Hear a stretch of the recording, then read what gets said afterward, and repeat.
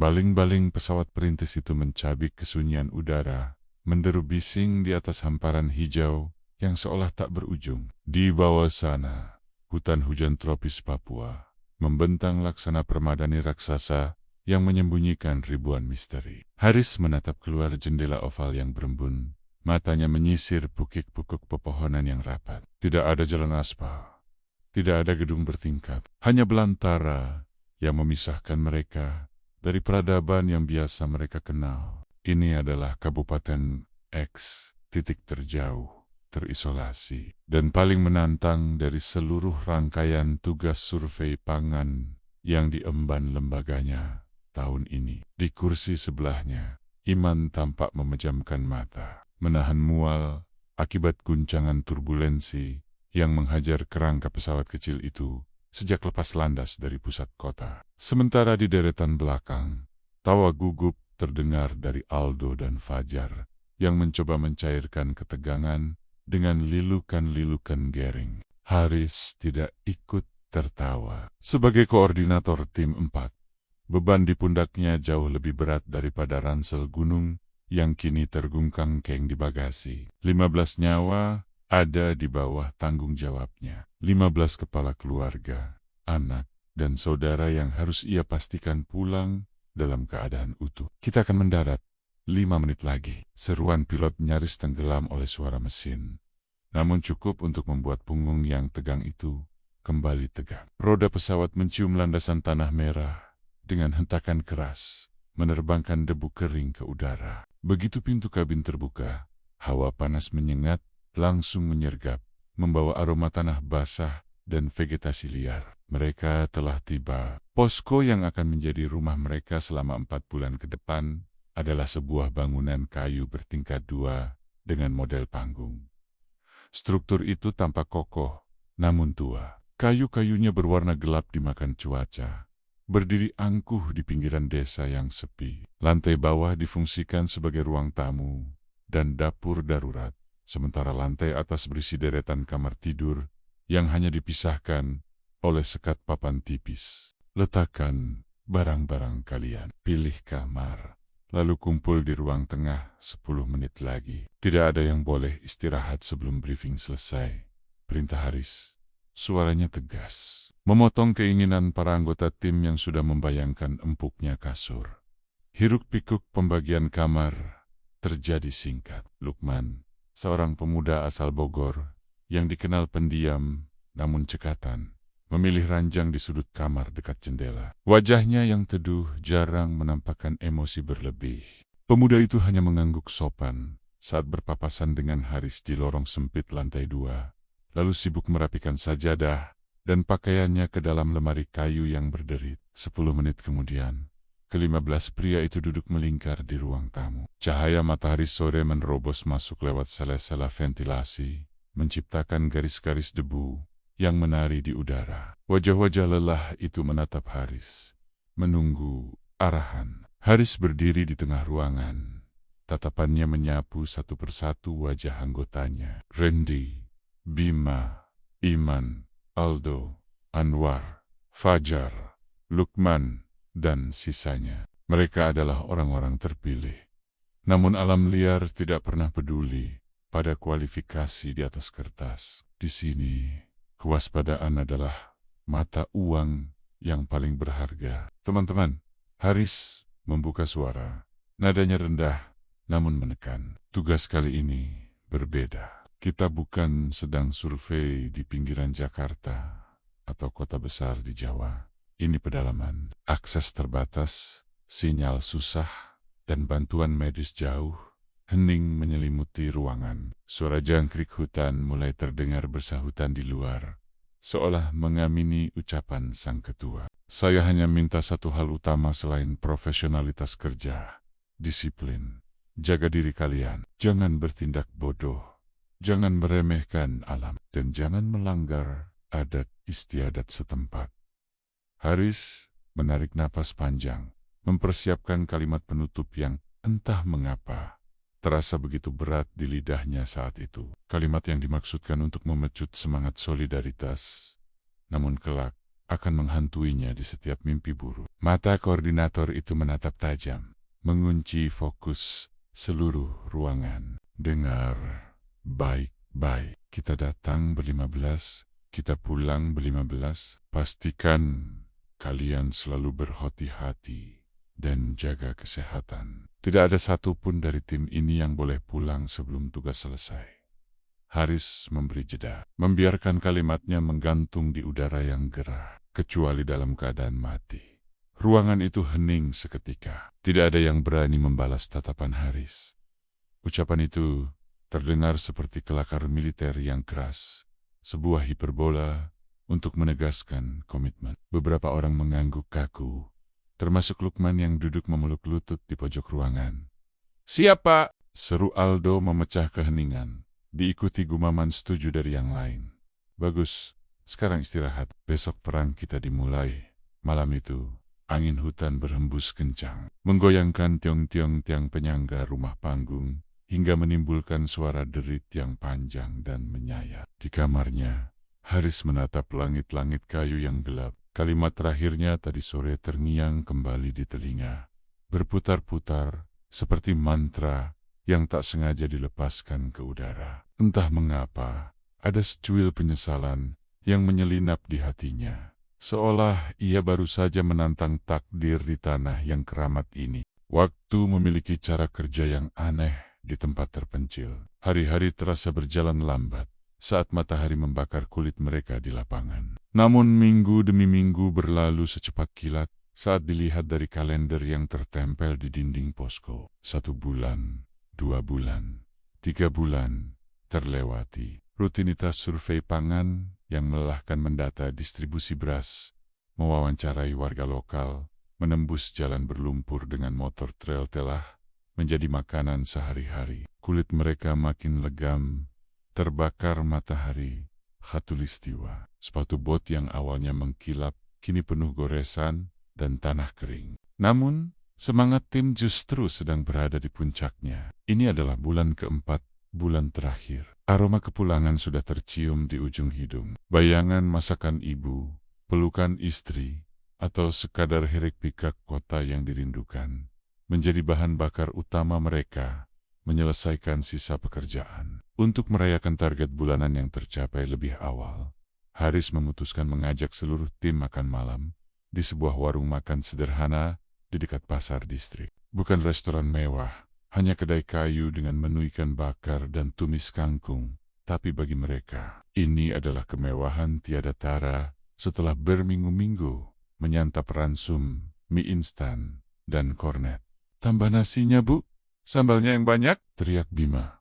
Mulutnya penuh dengan daging ikan kakap. Tawa meledak di meja panjang itu. Asap pembakaran ikan mengepul, bercampur dengan gelak tawa dan cerita-cerita konyol tentang kejadian di lapangan. Suasana begitu cair. Sekat antara atasan dan bawahan lebur malam itu. Haris, yang biasanya memasang wajah kaku, kini tersenyum lebar melihat tingkah pola anak buahnya. Bakon Lukman, yang selama 3 bulan ini lebih banyak diam dan menjaga jarak, terlihat ikut tertawa lepas menanggapi candaan Randy. "Ayo foto dulu, kenang-kenangan, sebelum kita packing balik ke Jawa," seru Fajar sambil mengeluarkan kamera digital saku miliknya. "Nah, ide bagus. Ayo semua merapat." Mereka ber-15 segera berjejal di depan kedai yang pencahayaannya remang-remang. Haris berdiri di tengah, diapit oleh Iman dan Aldo. Lukman mengambil posisi berdiri di barisan belakang, tepat di sisi kiri. 1, 2, 3. "Gaya bebas," cekrek. Lampu blitz tidak menyala karena Fajar lupa mengaktifkannya. Namun cahaya lampu neon kedai dirasa cukup. Mereka kembali ke posisi duduk masing-masing, sementara Fajar sibuk mengecek hasil tangkapan gambar di layar kecil kamera tersebut. Kening Fajar berkerut. Senyum di wajahnya perlahan pudar, digantikan oleh ekspresi bingung. Jarinya menekan tombol zoom, memperbesar bagian tertentu dari foto tersebut. "Kenapa, Jar? Jelek muka aku?" tanya Aldo sambil menyenggol bahu temannya. "Pokendu. Ini kok aneh ya? Coba kalian lihat."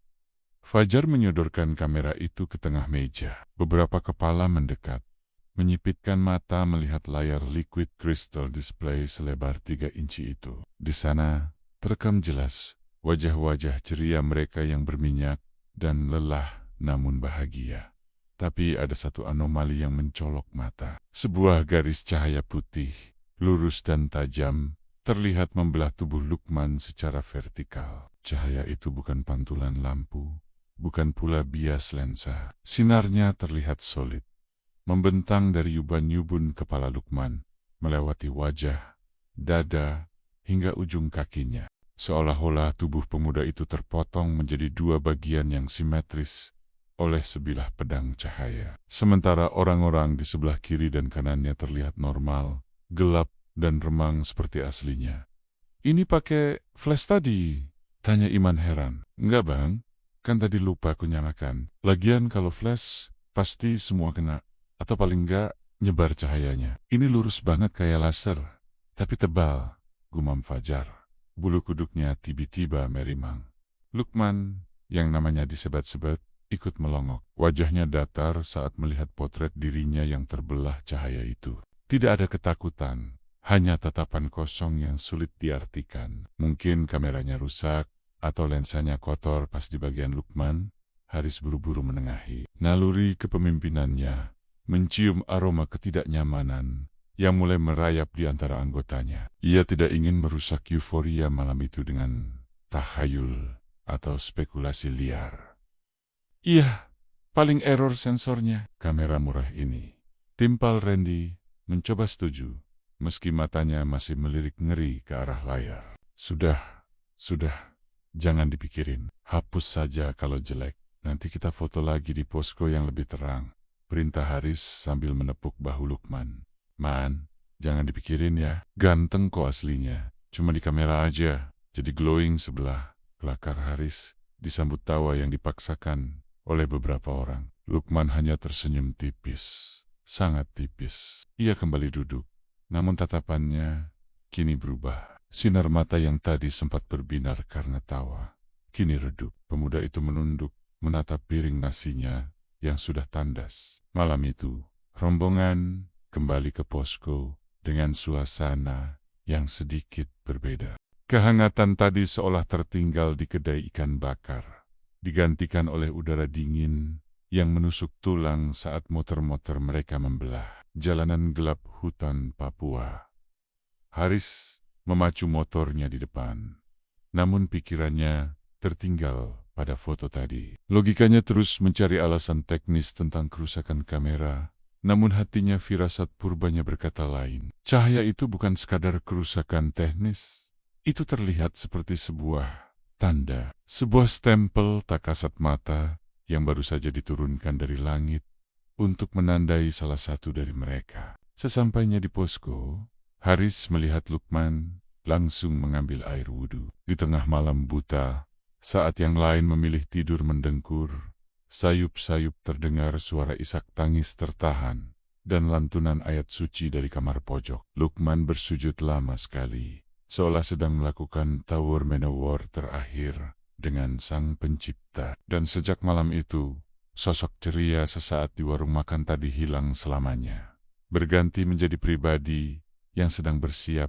untuk sebuah perjalanan panjang tanpa tiket kembali. Cahaya di foto itu seakan menjadi titik balik yang tak kasat mata bagi Lukman. Hari-hari setelah insiden di kedai ikan bakar berjalan dengan ritme yang ganjil. Jika sebelumnya pemuda asal Bogor ini dikenal sebagai sosok yang introvert, gemar menyendiri, dan hanya bicara seperlunya soal pekerjaan, kini perangainya berubah 180 derajat. Tembok tebal yang selama ini ia bangun untuk memisahkan diri dari rekan-rekannya runtuh begitu saja. Haris merasakan perubahan itu paling tajam. Sebagai atasan yang biasanya disegani, ia terbiasa melihat anak buahnya menjaga jarak hormat. Namun, Lukman kini kerap menghampirinya di sela waktu istirahat. Bukan untuk melapor data survei, melainkan untuk berbagi cerita-cerita personal yang selama ini terkunci rapat. "Pak, nanti kalau uang dinas ini cair, saya mau langsung daftarkan Bapak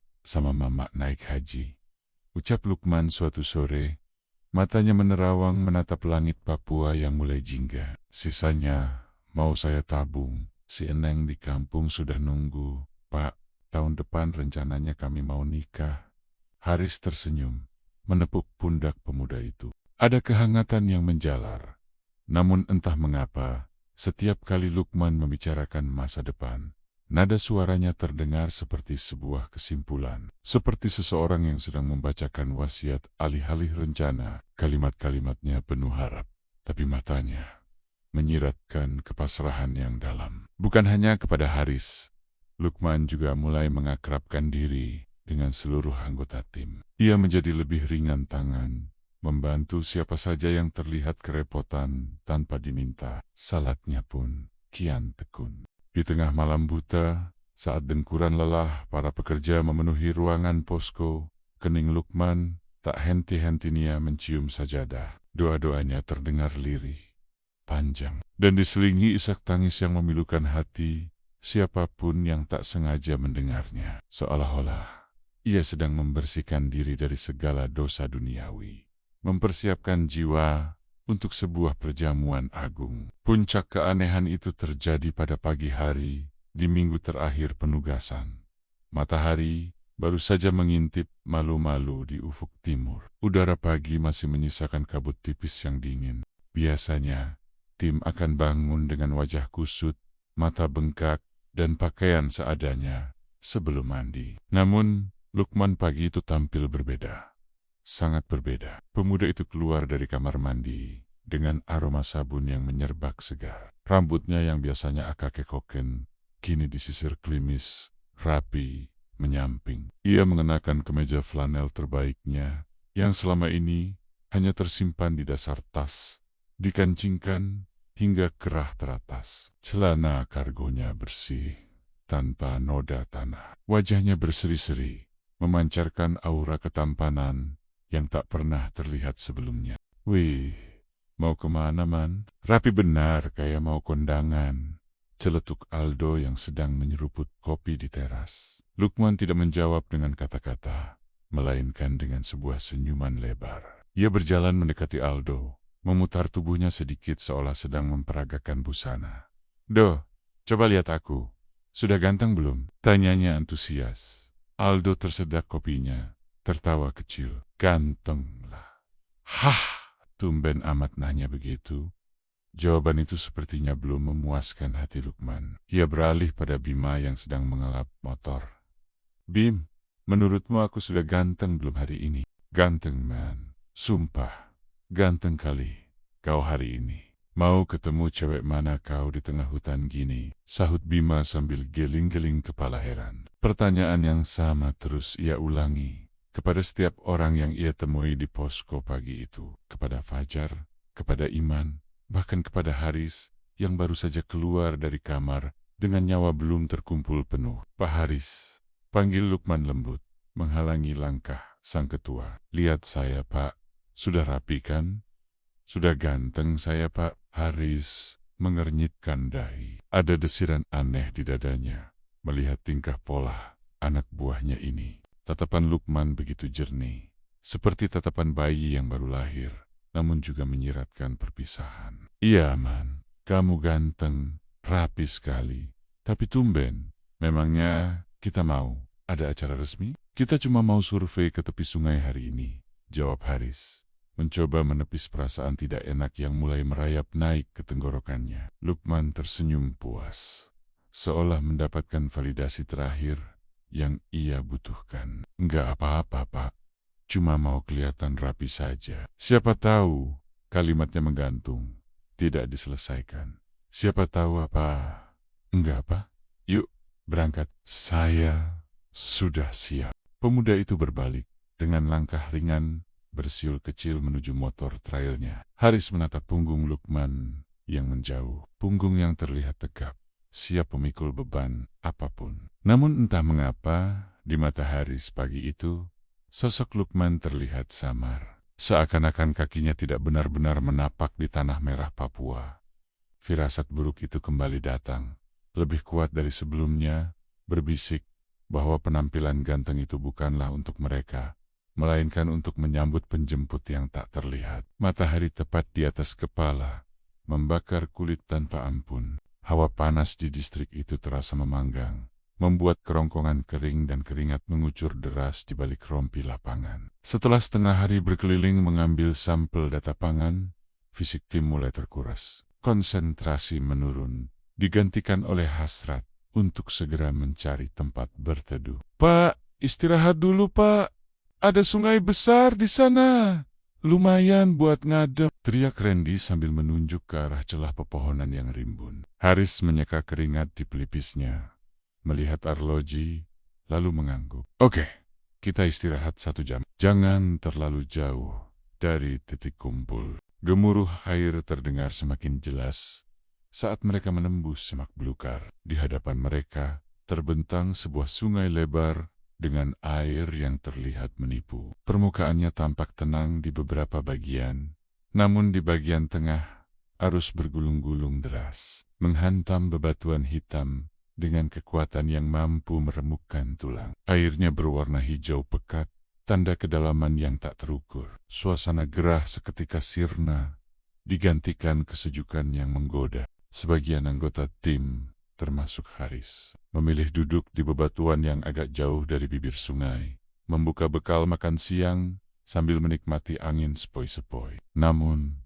naluri muda Aldo, Bima, Randy, dan Lukman menarik mereka lebih dekat ke air. Di tepi sungai itu, terdapat sebuah batang pohon raksasa yang tumbang melintang. Sebagian batangnya terendam air, licin oleh lumut, tempat yang sempurna untuk dudak-dudak sambil mencelupkan kaki. "Hati-hati, licin itu," teriak Haris dari kejauhan, memperingatkan. "Aman Pak," balas Aldo sambil melompat lincah ke atas batang kayu, diikuti ketiga temannya. Mereka duduk berjejer 4 orang. Canda tawa pecah. Di sana, Lukman duduk di ujung paling luar. Kakinya berenian menyentuh air. Wajahnya masih memancarkan aura cerah seperti pagi tadi. Tawanya terdengar paling lepas. Ini adalah momen kedekatan terakhir yang terekam dalam memori alam semesta. Petaka itu datang tanpa permisi. Aldo, yang bermaksud mengubah posisi duduknya, tiba-tiba kehilangan keseimbangan. Lumut licin di permukaan kayu mengkhianati pijakannya. Tubuhnya tergelincir, jatuh menghantam air dengan bunyi biur yang keras. Arus sungai yang terlihat tenang di pinggir ternyata memiliki kekuatan hisap luar biasa di bawah permukaan. Dalam hitungan detik, tubuh Aldo terseret menjauh dari batang kayu. "Tolong!" teriak Aldo, tangannya menggapai-gapai panik. Kepalanya timbul tenggelam di hampar arus deras. Tanpa berpikir 2 kali, tanpa memperhitungkan keselamatan diri sendiri, Lukman langsung terjun. Ia adalah perenang terbaik di antara mereka. Tubuhnya meluncur membelah air, berenang cepat memotong arus menuju Aldo. "Pegang tanganku do!" teriak. Jarak mereka semakin dekat. Di tengah kepanikan yang memuncak, sebuah keanehan terjadi. Aldo, yang merasa napasnya sudah hampir habis ditarik arus bawah, tiba-tiba merasakan dorongan kuat dari dalam air. Bukan tarikan dari atas, melainkan dorongan dari bawah pantatnya. Seseorang atau sesuatu mendorongnya sekuat tenaga ke permukaan. "Naik, Dok, cepat naik." Itu suara Lukman. Terdengar, tersengal, dan timbul tenggelam. Dengan sisa tenaga dan bantuan dorongan misterius itu, Aldo berhasil menggapai kembali batang kayu besar tadi. Bima dan Randy dengan sigap menarik tangan Aldo, menyeretnya ke tempat aman. Napas Aldo memburu, batuk-batuk memuntahkan air sungai. Ia selamat. Namun, saat mereka menoleh ke arah sungai untuk mencari sang pahlawan, pemandangan mengerikan tersaji di depan mata. Lukman tidak berenang ke tepian. Posisinya aneh. Tubuhnya tegak lurus di dalam air. Hanya kepalanya yang timbul tenggelam. Ia tidak terlihat seperti sedang berenang melawan arus, melainkan seperti sedang bergelut dengan sesuatu di bawah sana. Matanya terbelalak lebar, menatap teman-temannya dengan sorot kepanikan yang membekukan darah. Mulutnya terbuka ingin berteriak, namun air terus mendesak masuk. Tangannya menggapai-gapai ke udara. Bukan gerakan berenang, melainkan gerakan orang yang kakinya sedang dicengkeram kuat dan ditarik paksa menuju dasar. "Lukman, Lukman!" teriak Bima histeris. Haris dan anggota tim lainnya berlarian mendekat. Wajah mereka pucat pasi. Lemparkan kayu, tali, apa saja, perintah Haris. Suaranya parau oleh ketakutan. Namun alam seolah menulikan telinga. Lukman, si perenang tangguh itu, terlihat tidak berdaya melawan kekuatan tak kasat mata yang menginginkannya. Sekali lagi, kepalanya muncul. Matanya menatap Haris, tatapan perpisahan yang menyakitkan sebelum sebuah sentakan keras dari dalam air menariknya ke bawah dengan kecepatan yang tidak wajar. Blub. Permukaan air kembali tenang. Buih-buih putih pecah, menghapus jejak keberadaan Lukman dalam sekejap mata. Hening mencekam menyergap sungai itu, hanya menyisakan suara gemuruh air yang kini terdengar seperti tawa kemenangan dari sang penunggu rimba. Lukman telah pergi, ditelan oleh janji dan takdir yang telah mengincarnya sejak lama. Kepanikan adalah monster yang menular dengan cepat. Di tepi sungai yang kini berubah menjadi arena maut itu, akal sehat tak lagi memegang kendali. Teriakan-teriakan parau saling bersahutan, memanggil nama Lukman yang baru saja ditelan pusaran air hijau pekat. Haris berlari sekuat tenaga menuju tebing sungai. Matanya nanar, menyisir permukaan air yang bergejolak. Tidak ada tanda-tanda kehidupan. Hanya buih putih yang pecah menghantam batu. Namun, sesekali, sebuah tangan terlihat menggapai lemah di kejauhan. Timbul sesaat sebelum ditarik kembali ke kedalaman yang gelap. Tali, mana tali tambang? Raung Haris, suaranya pecah di tenggorokan. Tertinggal di motor, Pak. Jauh, balas Iman dengan wajah pucat pasi. Tanpa tali, mereka butuh perpanjangan tangan. Mata Haris menangkap akar pohon tua yang menjuntai dari tebing tanah.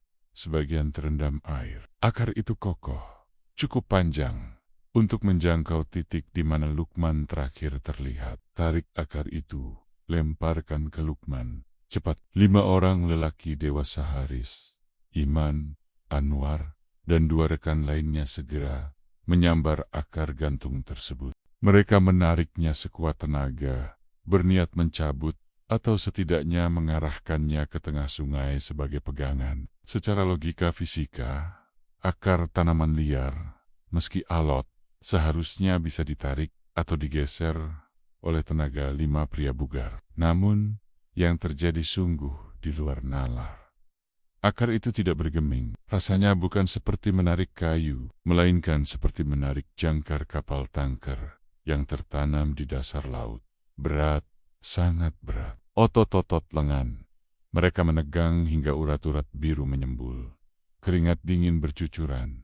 Napas memburu kasar, tetapi benda itu tetap kaku di tempatnya. Seolah-olah ada kekuatan raksasa dari dalam tanah atau dari dasar sungai yang sedang menahannya dari sisi lain. Terjadi tarik-menarik gaib antara manusia di daratan melawan entitas tak kasat mata di kedalaman. Tarik, terus tarik.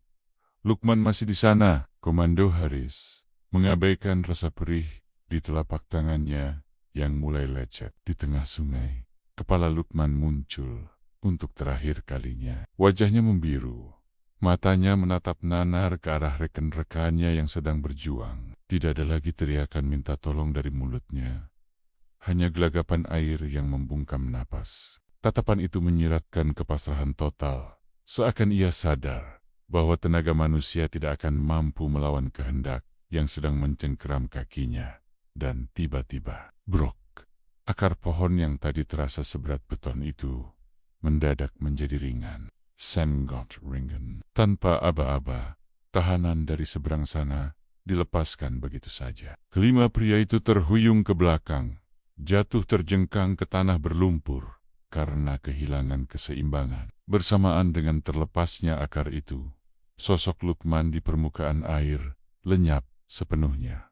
Tidak ada lagi tangan yang menggapai, tidak ada lagi kepala yang timbul tenggelam. Sungai itu kembali tenang, mengalir deras, seolah tidak pernah terjadi perebutan nyawa di sana. Lukman! Haris merangkak bangun, berlari ke bibir tebing. Namun yang tersisa hanya kehampaan. Di tengah keputusasaan yang mencekik itu, Seorang pria tua dengan pakaian adat sederhana muncul dari balik semak-semak. Ia adalah tetua kampung setempat yang kebetulan berada di sekitar ladang. Wajahnya keruh, matanya menatap tajam ke satu titik di tengah sungai, tempat di mana Lukman menghilang. Haris menghampiri tetua itu dengan napas tersengal. "Bapak, tolong, teman saya tenggelam." Sang tetua tidak langsung menjawab. Ia hanya menghela napas panjang, berat, dan penuh duka. Tangannya menunjuk ke arah pusaran air yang kini terlihat biasa saja. "Sudah terlambat, Nak," ucapnya lirih. Suaranya bergetar, membawa wibawa mistis yang membuat bulu kuduk meremang. "Penunggu sungai ini, dia sudah meminta." "Maksud Bapak?" desak Haris.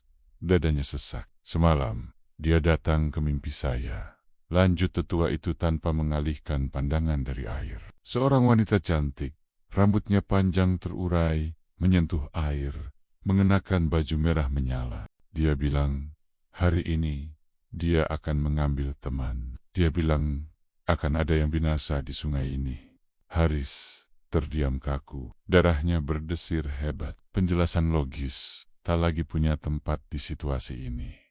"Lihat itu," tunjuk sang tetua ke udara. Di atas permukaan sungai, tepat di titik lenyapnya Lukman, sekawanan burung hitam tiba-tiba muncul, entah dari mana. Burung-burung itu tidak hinggap, melainkan terbang berputar-putar, membentuk formasi lingkaran. Mereka mencicit ribut, seolah sedang melakukan ritual pengiringan. Selama beberapa menit, burung-burung itu bertahan di sana, menjadi penanda alami posisi korban. Namun perlahan, kawanan itu mulai bergerak, terbang rendah mengikuti aliran sungai ke arah hilir. Menjauh, semakin jauh. Jiwanya sudah dibawa arus, gumam tetua itu pelan. Burung-burung itu petunjuk. "Temanmu sudah tidak di sini lagi. Dia sudah dibawa pergi jauh." Menyaksikan burung-burung itu menghilang di tikungan sungai, lutut Haris lemas. Ia jatuh terduduk di tanah basah. Harapan untuk menemukan Lukman dalam keadaan hidup, detik itu juga ikut hanyut bersama aliran air yang dingin dan tak berbelas kasih. 5 kilometer kehampaan malam itu. Posko yang biasanya riuh oleh canda tawa, berubah menjadi rumah duka yang sunyi. Tidak ada yang berselera menyentuh nasi kotak. Mereka duduk melingkar di ruang tengah dengan tatapan kosong, sementara di luar, kegelapan hutan Papua terasa lebih pekat dan mengancam dari biasanya. Pencarian hari pertama nihil. Tim SAR gabungan, polisi, dan warga lokal telah menyisir sungai hingga radius 2 kilometer. Namun arus bawah yang kuat dan medan bebatuan tajam menyulitkan segalanya. Haris merasa gagal. Sumpah yang ia ucapkan di awal penugasan, pulang utuh atau mati, kini berbalik menghantam nuraninya seperti palu godam.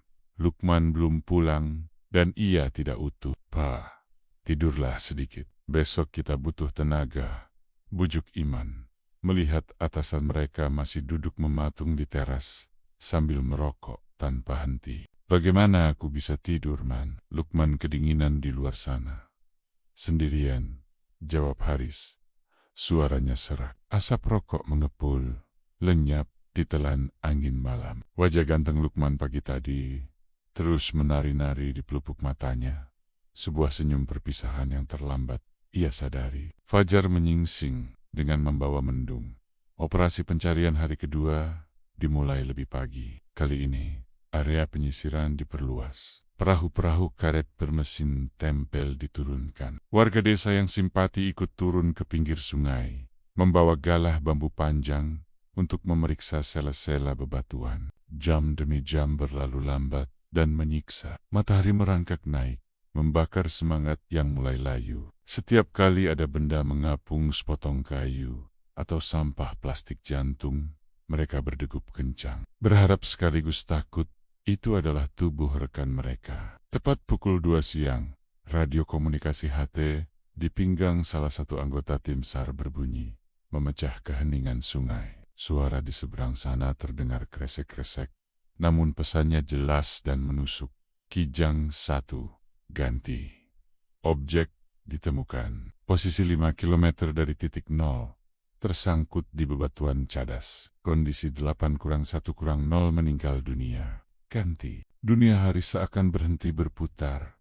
5 kilometer. Sejauh itu, arus menyeret tubuh sahabatnya. Tim segera bergerak menuju lokasi penemuan. Medan yang harus ditempuh sangat sulit, memaksa mereka menembus semak berduri di pinggir tebing curam. Sesampainya di lokasi, pemandangan yang tersaji membuat air mata yang sejak kemarin tertahan akhirnya jebol juga. Di antara jepitan batu kali yang besar dan licin, tubuh kaku itu terbaring. Seragam lapangan yang kemarin ia kenakan dengan bangga, kini koyak dan basah kuyup. Wajah yang kemarin berseri-seri bertanya, "Aku sudah ganteng belum?" Kini pucat, membengkak, dan dingin. Tidak ada lagi senyum. Tidak ada lagi rencana pernikahan. Yang tersisa hanyalah tubuh wadak yang telah ditinggalkan penghuninya. Haris turun perlahan, kakinya gemetar hebat saat menyentuh air. Ia mendekati jenazah itu, mengelus rambut Lukman yang penuh pasir. "Kita pulang, Man. Tugasmu sudah selesai," bisik Haris. Suaranya tercekat. "Maafkan aku, tidak bisa menjagamu." Proses evakuasi berlangsung dramatis. Kantong jenazah berwarna oranye itu ditandu bergantian oleh riken-riken. Setimnya menembus hutan. Tidak ada yang mengeluh lelah, meski jalur menanjak terjal. Beban di pundak mereka terasa ringan dibandingkan beban duka di hati. Sesampainya di daratan yang bisa diakses kendaraan, jenazah langsung dibawa ke RSUD terdekat untuk visum dan pemulasaraan. Namun, ujian bagi Haris belum berakhir. Justru, ini adalah awal dari rangkaian kejadian ganjil berikutnya. Di lorong rumah sakit yang berbau karbol, ponsel Haris berdering. Telepon dari kantor pusat di Jakarta. Keluarga Lukman di Bogor sudah dikabari. Jerit tangis ibunda Lukman yang terdengar samar dari balik telepon membuat hati Haris remuk redam. Permintaan keluarga hanya satu dan mutlak. "Tolong pulangkan anak kami sekarang juga. Jangan ditunda. Kami ingin melihat wajahnya terakhir kali." Memulangkan jenazah dari pedalaman Papua ke Pulau Jawa bukanlah perkara mudah. Ada birokrasi rumit, ketersediaan kargo pesawat perintis yang terbatas, dan biaya yang tak sedikit. Haris menatap Iman, tangan kanannya. "Kita harus ke bandara sekarang, Man. Urus kargo untuk besok pagi. Jangan sampai terlambat. Lukman harus sampai di Bogor secepatnya." "Siap, Pak. Pakai motor saja biar cepat," jawab Iman sigap. Mereka berdua memacu sepeda motor menembus jalanan sepi menuju bandara perintis, yang berjarak 2 jam perjalanan. Langit mulai gelap lagi. Hutan di kiri kanan jalan berdiri rapat bak dinding raksasa yang mengawasi mereka. Di tengah jalan yang membelah hutan sunyi itu, motor yang dikendarai Iman tiba-tiba tersendat. Mesinnya betuk-betuk, lalu mati total. "Kenapa, Man?" "Enggak tahu, Pak. Tiba-tiba mati. Bensin perasaan masih full tadi pagi." Iman turun, mencoba menyelah motor berkali-kali. "Nihil, cek tangki. Pastikan bensinnya," perintah Haris. Iman memasukkan kunci ke lubang jok motor. Diputar ke kanan, macet. Diputar ke kiri, keras. Kunci itu seperti terpaku di dalam. "Macet, Pak. Nggak bisa dibuka joknya." Iman mulai panik. Ia mencoba menarik paksa jok itu dengan tangannya. Namun, jok motor itu terkunci rapat, seolah dilas mati. Haris mencoba membantu. Namun hasilnya sama. Mereka berdua terdampar di tengah hutan, antah berantah. Dengan motor mogok, jok terkunci, dan hari yang makin gelap. Suara binatang malam mulai terdengar. Ketakutan akan hal-hal irasional mulai merayap. Mereka bukan sedang berhadapan dengan kerusakan mesin biasa. Haris merasakannya. Ada sesuatu yang ingin ikut. Atau mungkin ada yang ingin meminta tolong.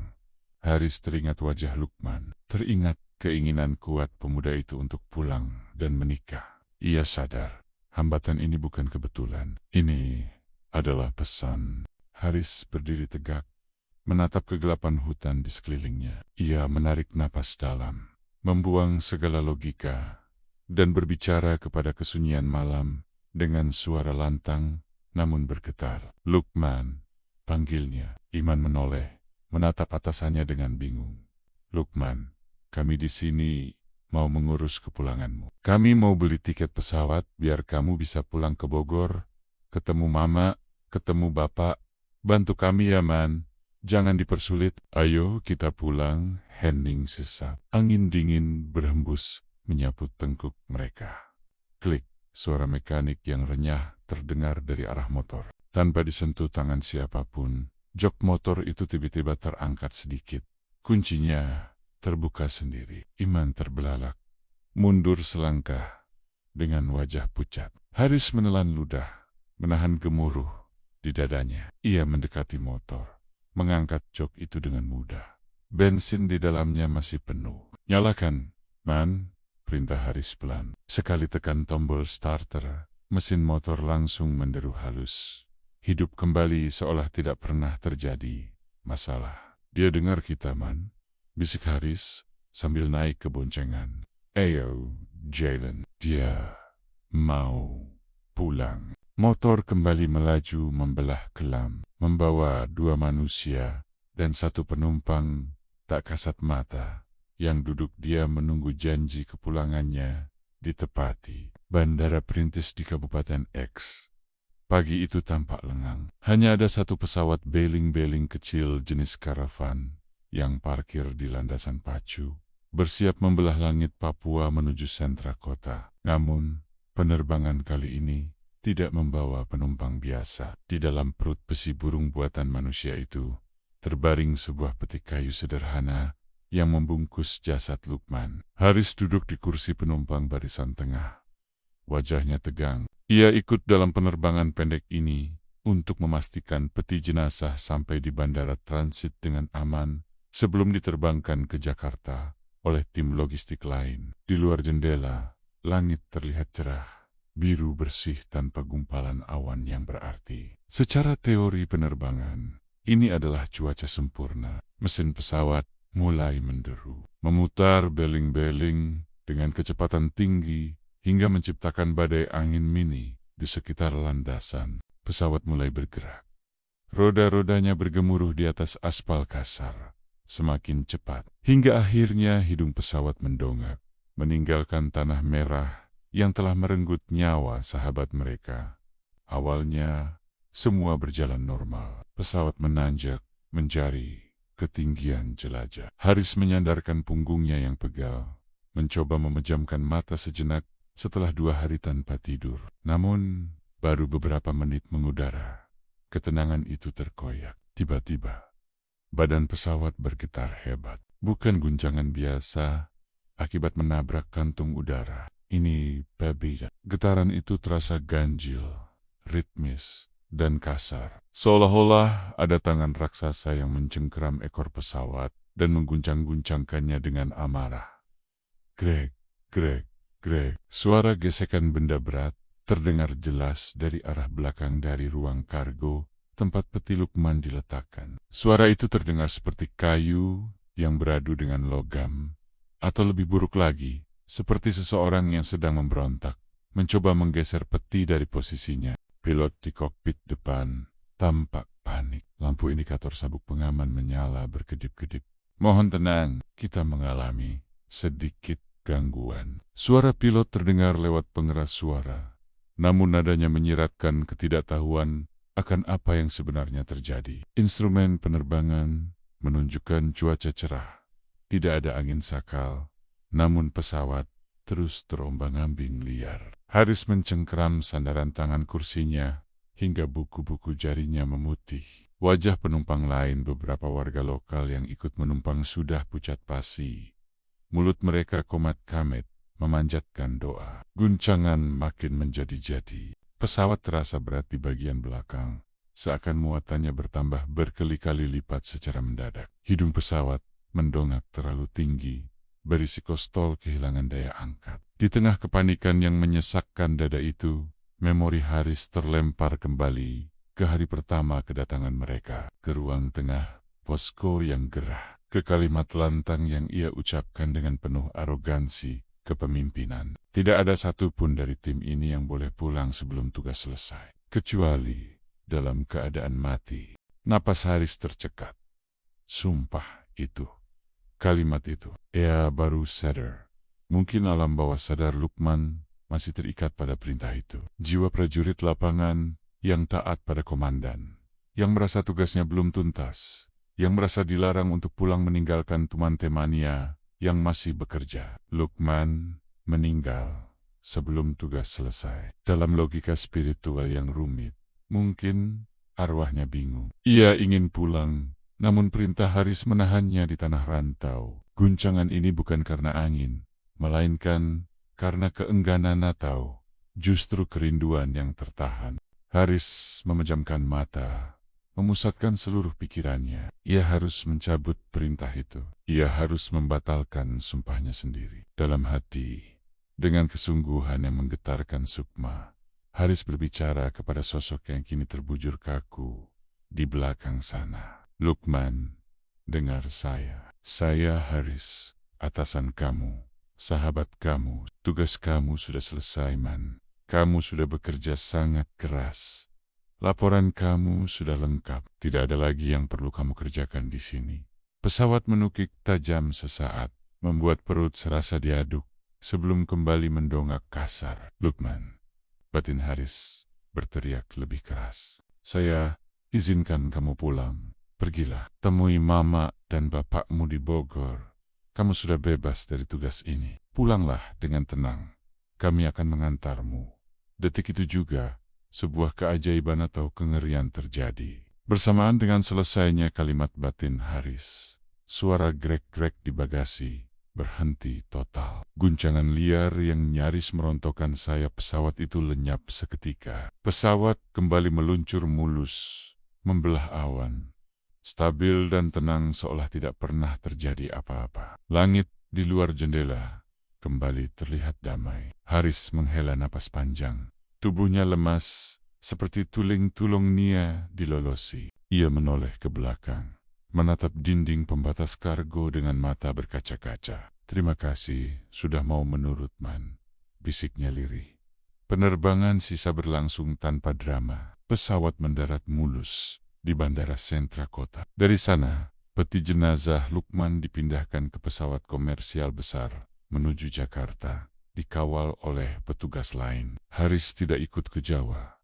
Tanggung jawabnya masih di pedalaman. Ia harus kembali ke posko, menyelesaikan sisa administrasi, dan yang terberat, menenangkan sisa anggota tim yang mentalnya sudah hancur lebur.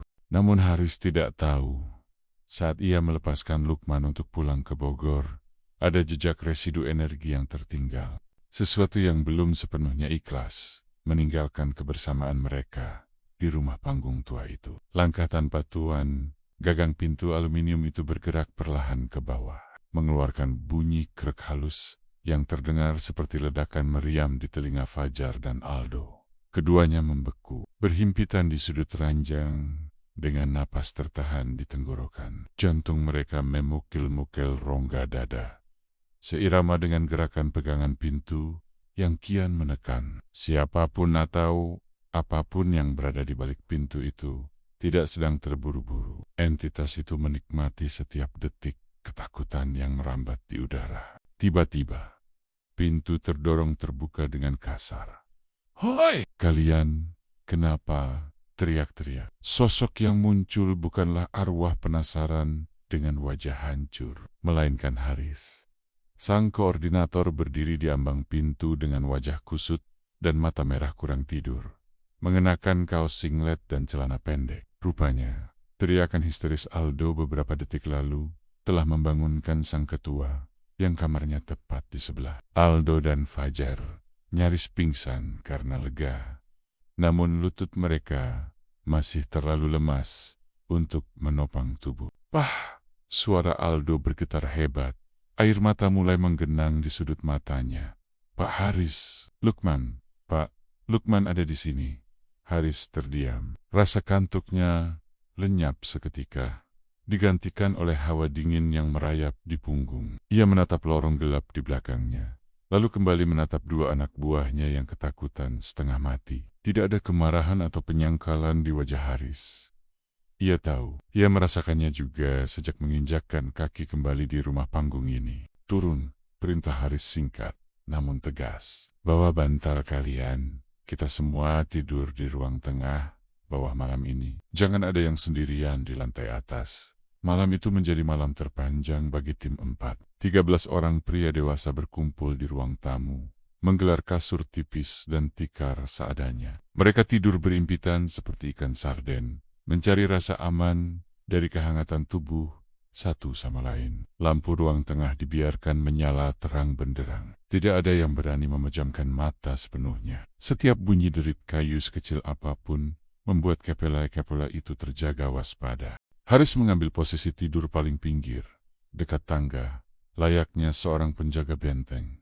Pikirannya berkecamuk, logika dan iman berperang hebat di dalam kepalanya. Jasad Lukman sudah di Jakarta, tapi sesuatu dari sahabatnya itu jelas masih tertinggal di sini. Entah karena urusan yang belum selesai, atau karena memori tentang kebersamaan mereka yang terlalu kuat tercetak di dinding-dinding kayu posko ini. Jam dinding menunjuk pukul 2 pagi saat teror itu kembali datang. Tap, tap, bunyi langkah kaki. Jelas, berat, dan berirama. Bunyi itu berasal dari lantai 2. Suara telapak kaki telanjang yang menghentak papan kayu tua. Langkah itu berjalan dari ujung lorong kamar, mendekati tangga, lalu perlahan menuruni anak tangga satu persatu.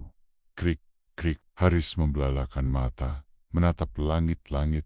Ia tidak sendirian. Beberapa anggota tim lain yang belum tidur juga mendengarnya. Mereka saling berpandangan dengan wajah pucat, memberi isyarat diam dengan telunjuk di bibir.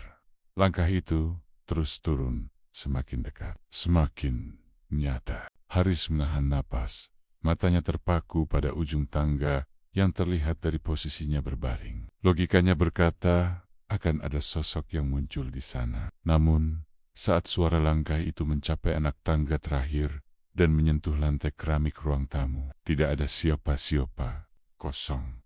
Hanya suara langkahnya yang terus berjalan. Tap, tap. Suara itu berjalan melewati kerumunan tim yang sedang tidur, seolah sedang menginspeksi. Suara langkah itu berputar mengelilingi ruang tamu, berhenti sejenak di dekat kepala Aldo, lalu berjalan lagi menuju pintu depan berbelik arah, dan kembali naik ke tangga. Tap, tap, tap. Naik lagi, masuk lagi ke lorong lantai 2, lalu sunyi. Haris bangkit duduk dengan keringat dingin membasahi punggung. Itu adalah rutinitas patroli. Ia ingat betul.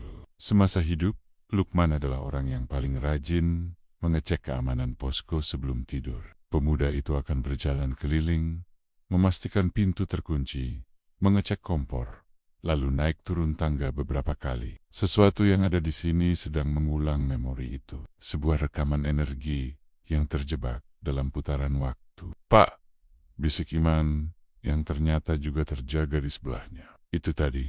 Tidur, Man. Jangan dibahas sekarang, potong Haris cepat.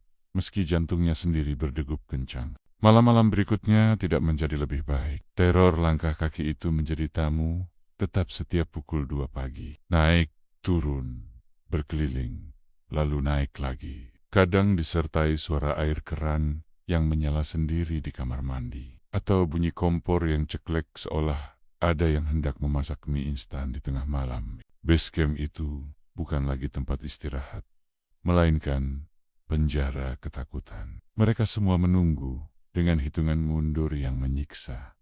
Kapan kami bisa pulang dari tempat terkutuk ini? Hari kepulangan akhirnya tiba. Setelah masa berkabung dan pendinginan selesai, kantor pusat memutuskan menarik seluruh tim 4 kembali ke Jakarta lebih awal. Tugas dianggap selesai atau, lebih tepatnya, dihentikan demi kesehatan mental para pegawai. Malam terakhir di Kabupaten X, suasana posko sedikit lebih ramai. Seorang rekan senior dari tim 1 yang bertugas di distrik sebelah, sebut saja namanya Pak Teguh, datang berkunjung untuk membantu proses packing dan logistik kepulangan. Karena tidak ada kamar kosong dan tidak ada yang berani tidur di atas, Pak Teguh ikut bergabung tidur di ruang tengah bersama Haris dan yang lainnya.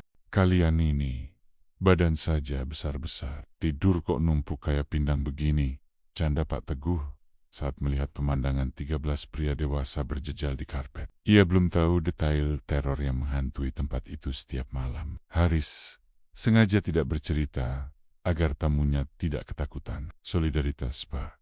Biar hangat, jawab Haris beralasan. Malam merangkak naik. Kelelahan fisik akibat membereskan barang membuat mereka tidur lebih lelap dari biasanya. Dengkuran halus bersahutan memenuhi ruangan. Sekitar pukul 3 pagi, Pak Teguh terbangun karena haus. Ia duduk, mengucek mata, lalu meraih botol air mineral di dekat kakinya. Saat sedang minum, matanya menyapu pemandangan di sekitarnya. Cahaya lampu ruang tengah yang rimeng-rimeng menyinari wajah-wajah lelah para anggota tim 4. Kening Pak Teguh berkerut. Naluri matematikanya terusik. Ia mulai menghitung jumlah kepala yang tergeletak di sana. 1, 2, 3, 10, 13. Jarinya berhenti di satu titik. Di sela-sela antara Haris dan Aldo, terselip satu sosok lagi yang sedang tidur meringkuk membelakangi cahaya. 14. Batin Pak Teguh bingung. Bukannya tim ini sisa 13 orang ya? Kan Lukman sudah meninggal. Satu lagi sakit di RSUD. Ia mempertajam pandangannya. Sosok ke-14 itu mengenakan kaos tim lapangan yang sama dengan yang lain. Tidurnya tampak sangat tenang. Dadanya tidak terlihat naik turun seperti orang bernapas.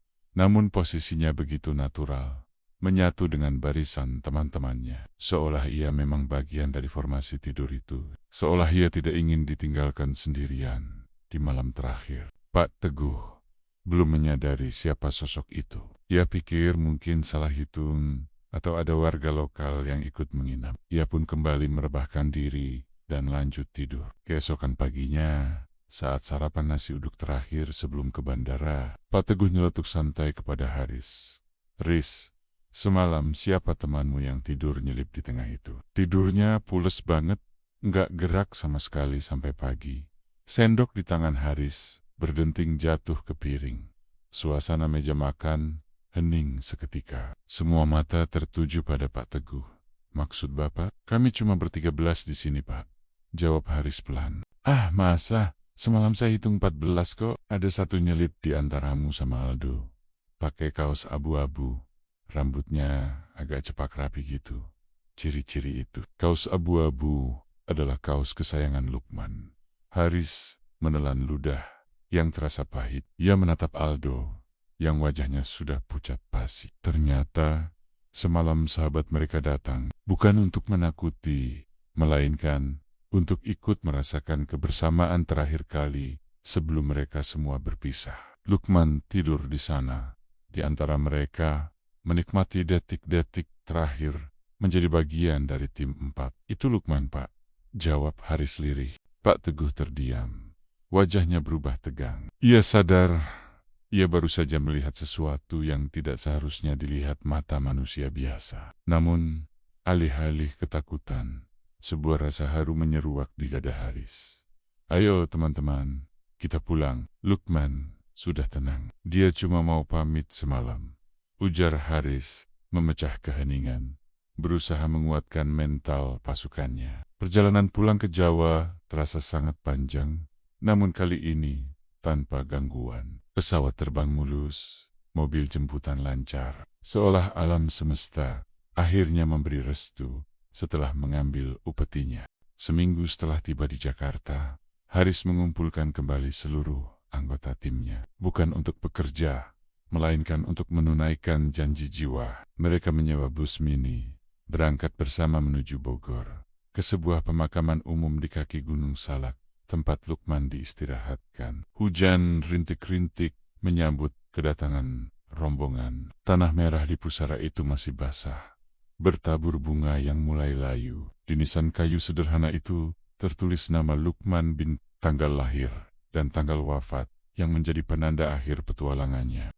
Haris berjongkok di samping nisan, tangannya mengusap kayu yang dingin itu. Di belakangnya, Aldo, Fajar, Iman, dan yang lainnya berdiri menunduk, memanjatkan doa dengan mata basah. Tidak ada lagi ketakutan akan hantu tangga atau cahaya misterius. Yang tersisa hanyalah kerinduan mendalam pada sosok sahabat yang tulus. Man, bisik Haris di sela desau angin, kami semua sudah pulang. Kamu juga sudah di rumah. Istirahat yang tenang, ya, tugasmu selesai. Haris teringat kembali foto itu. Foto dengan cahaya putih yang membelah tubuh Lukman. Kini, ia mengerti. Cahaya itu bukan pertanda buruk, melainkan sebuah jemputan. Tuhan mungkin sudah menandai Lukman sejak hari itu. Mempersiapkan jalan pulang yang lebih cepat baginya, memisahkan jiwanya dari raga yang fana. Sebelum beranjak pergi, Haris menatap langit kelabu Bogor.